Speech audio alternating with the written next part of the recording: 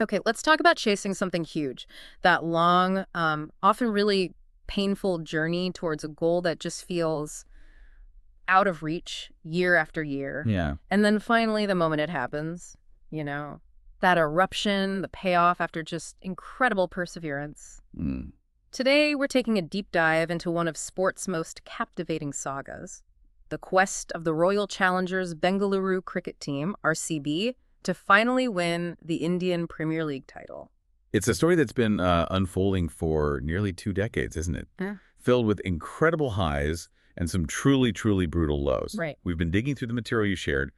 There's this comprehensive case study tracking RCB's journey from, well, the IPL start in 2008 all the way to 2025. And supporting documents, too, detailing specific seasons, key players, pivotal moments. Exactly. All that stuff. Right, and our mission with this deep dive is really to get under the hood of that material. We want to pull out the essential insights for you. Like, what were the defining chapters? Yeah, where did they stumble? What were the crucial turning points? And how, after waiting so long, did they finally lift that trophy in 2025? This isn't just a cricket story, though. It's a powerful narrative about resilience, isn't it?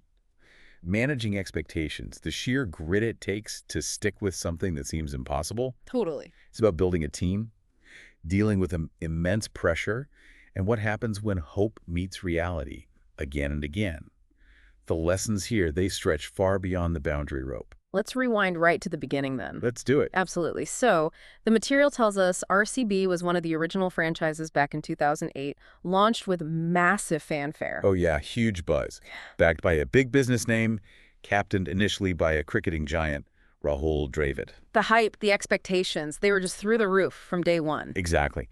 And looking at the early data, while they had these prominent individual names like Dravid, Anil Kumble, Kevin Peterson joined later. Big stars. Right. But the immediate results just weren't there. They finished 7th in that inaugural season. And the analysis points straight away to issues with, well, inconsistent performance and, crucially, problems with team balance and tactics right from the get-go. Okay, so the superstar names didn't immediately click. But they did bounce back pretty quickly, didn't they? The material mentions 2009. They absolutely did. It showed the potential was there for sure. They made it all the way to the final in just their second season. Wow, okay. Big turnaround. But not the fairy tale ending. Unfortunately, no. They lost that final to the Deccan Chargers, I think it was, by a painfully close 6 runs. Ouch. 6 runs. And interestingly, that narrow miss, that almost their feeling, it kind of became a theme for the next few years, didn't it? Which brings us into what the case study calls the competitive yet cursed era, roughly 2011 through 2016. Yeah, that sounds right. This is where RCB became known for something really specific. Big hitters, massive batting power. Oh, without question. This period saw the formation of that iconic trio. Chris Gayle, A.B. de Villiers, and Virat Kohli. They assembled an absolutely fearsome batting lineup. I mean, the kind that could just demolish any opposition on their day. They reached the final again in 2011. Lost to CSK that time. Yep. Another final, another loss. And then 2016. That's the one everyone remembers, isn't it? The most heartbreaking near miss detailed in the material. It really is. They reached the final for the 3rd time, at home in Bengaluru against Sunrisers Hyderabad. Huge advantage, you'd think. You would. And Virat Kohli was having a season for the ages, just unbelievable form, scored an almost mythical 973 runs. Nobody's touched that since. No. They had momentum, the crowd behind them, and came agonizingly close again. Lost by just 8 runs after a blistering start to the chase. 8 runs. It's just painful reading about it. You had individual records being shattered, Gale's unbelievable 175 not out, Kohli setting those batting records that still stand. Yeah, insane individual performances. Yet the team just couldn't get over that final hurdle. What does the analysis say was missing during this whole era? Well, the consistent theme identified is an over-reliance on those few incredible stars. Okay. While they could win you individual games, light up a tournament, sure. Yeah.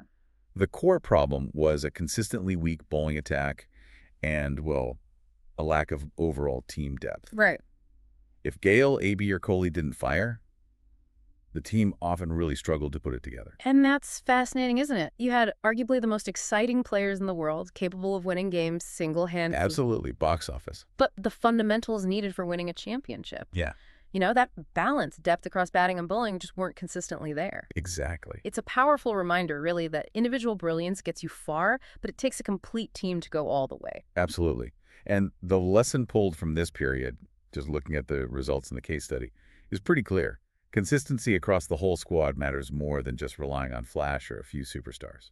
That failure, then, to convert all that individual brilliance into team success, it seems to have really hit hard after 2016. Oh, yeah. The material describes a significant downturn, what's termed the darkest years, from roughly 2017 to 2020.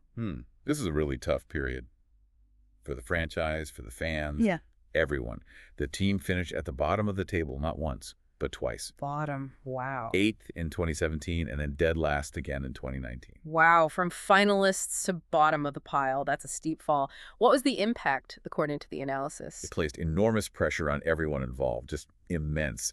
The material specifically highlights the scrutiny faced by Virat Kohli, who was captain for much of this time. Yeah, I bet. He was constantly having to answer questions, why his incredible batting wasn't translating into team trophies.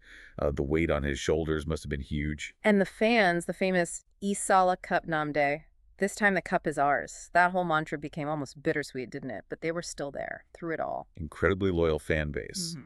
But this era, it really underscores the toll that sustained failure and intense public pressure can take. Yeah. The insight here, looking back, is that leadership burnout, it absolutely impacts team morale. When your leader is constantly under fire, it's incredibly difficult for the rest of the team to perform consistently. Makes sense.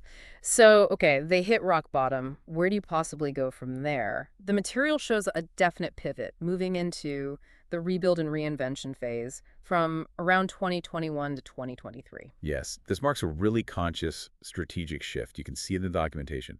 The focus moved away from just chasing those blockbuster names. The big auction buys. Exactly. And more towards building a more balanced, sustainable team structure. It was less about the splash and more about putting the right pieces together, methodically. And a major catalyst for this change happened in 2021, something pretty significant. A really significant one. The material notes that Virat Kohli stepped down from the captaincy in 2021. Right. After years of carrying that burden, both personally and publicly, this decision, well, it allowed him to concentrate purely on his batting again. And it opened the door for new leadership dynamics within the squad. That must have been a huge decision for him, for the team, but maybe necessary to sort of break the cycle. It seems the analysis supports that view, yeah. Yeah. During this rebuild, we see a new core of players starting to consistently step up, make vital contributions. Names like Harshal Patel, Mohammad Siraj, Glenn Maxwell, Faf du Plessis, they're highlighted as players who became really central to the team's performance. So it wasn't just relying on the big three anymore. It was a broader spread of potential match winners. Exactly. And this shift in strategy, plus the emergence of this more balanced core, it led to much more consistent results. RCB started qualifying for the playoffs regularly again during this period. 2020, 2021, 2022 are noted in the documents, showing significant progress compared to those darkest years. Okay, good signs. Definitely. But importantly, they still couldn't quite get back to that final step, still falling short of the trophy. So competitive, consistently in the playoff picture, showing promise, but still just shy of the ultimate goal. What's the key takeaway from this rebuild phase then? Looking at the data and the results, the clear lesson seems to be that balance, smart youth development, and strategic player acquisitions. That's what consistently wins you matches and gets you into the playoffs. Right. It's about building a cohesive unit, not just collecting superstars. Okay. So they've navigated the early promise, the star-studded near misses, the crushing lows, the careful strategic rebuild leading to consistency, but still no title. Which brings us to, well, the moment everyone was waiting for. Redemption season IPL 2025. This is it.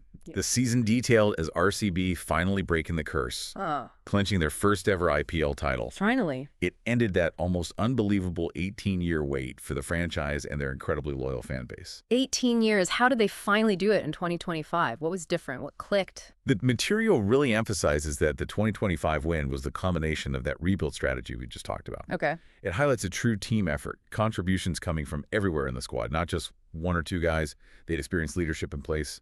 Faf du Plessis, presumably. And crucially, the tactical decisions on the field were consistently sharp.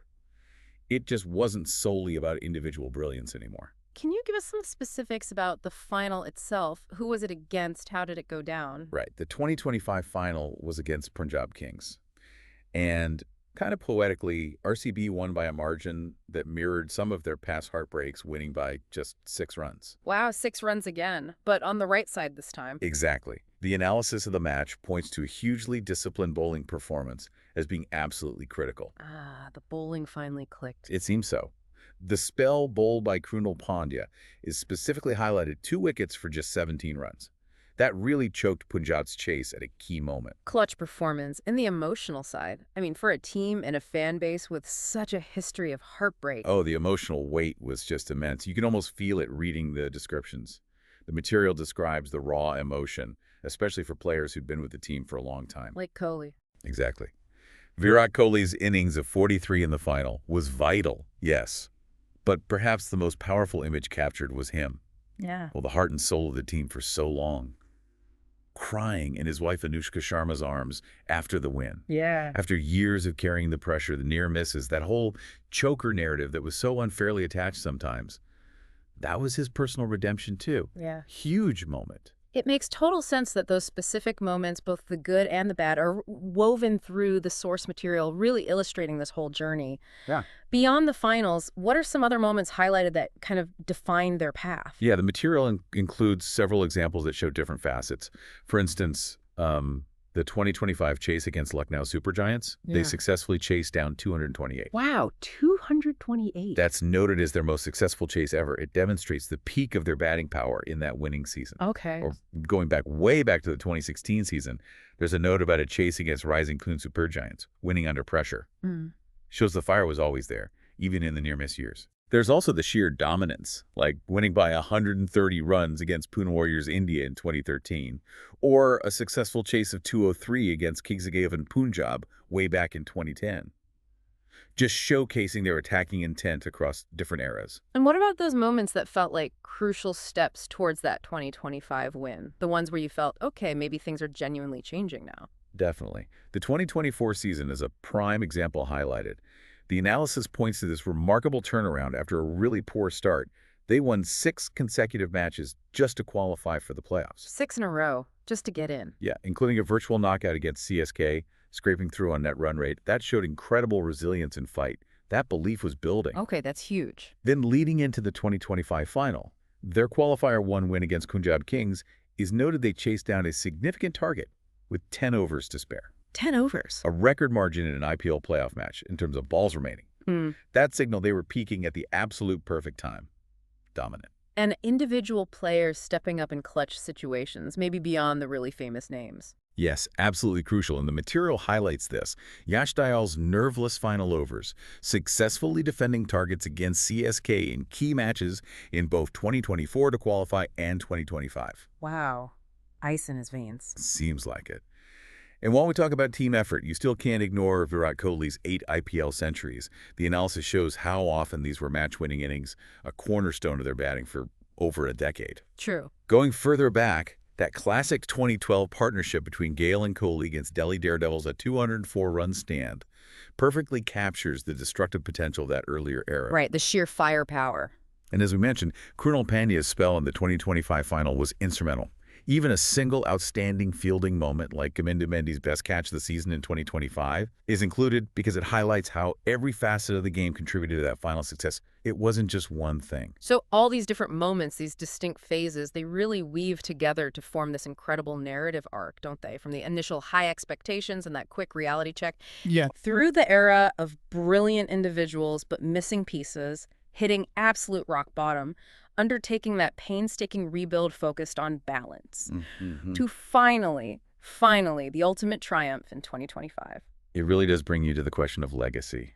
The material frames that 2025 win as being far more than just a trophy, you know? Yeah, it feels bigger. It was the culmination of an 18-year journey, representing loyalty from players, from fans, the emotional investment finally paying off, and cementing a lasting legacy for the franchise. And you just can't overstate the significance for that fan base. Their passion, they're sticking with the team through years of disappointment, Their perseverance was finally gloriously rewarded. Absolutely. And as you touched upon earlier, Virat Kohli's personal journey within this whole saga is particularly compelling. It really is. For so long, he carried the weight of the franchise, often unfairly criticized when the team fell short despite his own, stellar performances. Totally. To be there from 2008 through all the near misses, the difficult years, and finally walk off as an IPL champion in 2025.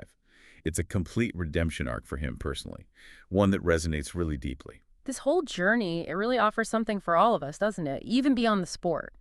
Understanding RCB's path gives us insight into resilience. I mean, how do you bounce back from repeated failure? Yeah, it's a great question. It teaches us about team dynamics, that raw talent isn't enough. You need balance, depth, the right strategy. It's kind of a masterclass in managing expectations, especially when you're constantly under that kind of pressure.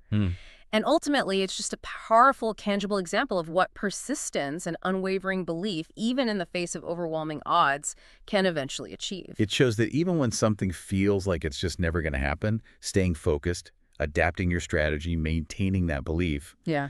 it can indeed lead to achieving that deeply desired long-term goal. So, as you reflect on this incredible story, maybe think about that challenging project you're tackling, or that personal ambition you're pursuing, that long-term objective for your team or your business. Yeah.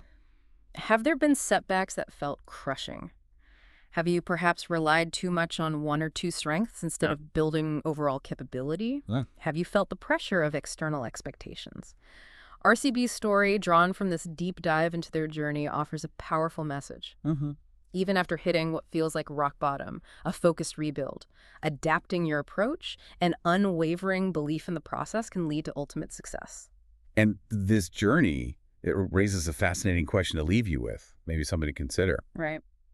After such a long, difficult, and emotionally charged wait culminates in achieving the ultimate goal, Right.